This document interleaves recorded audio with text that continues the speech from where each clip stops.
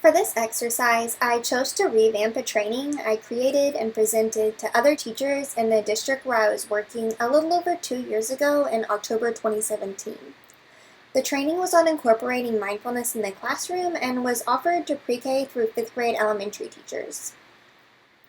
Scrolling quickly through the content that was covered in the original presentation, I started with introducing what mindfulness is and is not.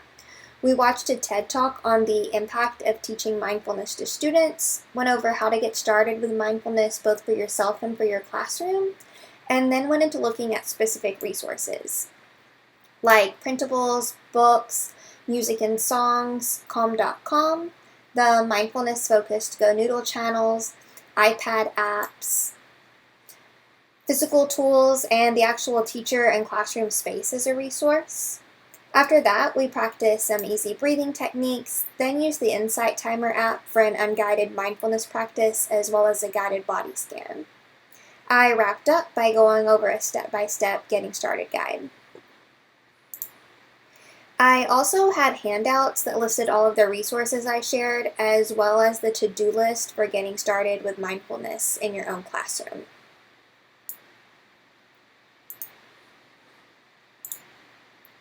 I chose this particular learning experience for revamping into blended learning because of the opportunity for the training to be more engaging and interactive. These trainings occurred at the end of the school day, so getting to actively participate throughout the training would have made it easier to devote attention than simply listening to a presenter.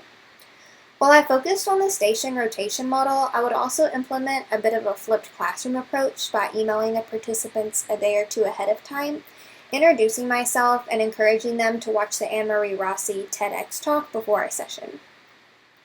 At the beginning of the training, I would still do a quick whole group introduction defining what mindfulness is and is not, and introducing the stations the learners would rotate through.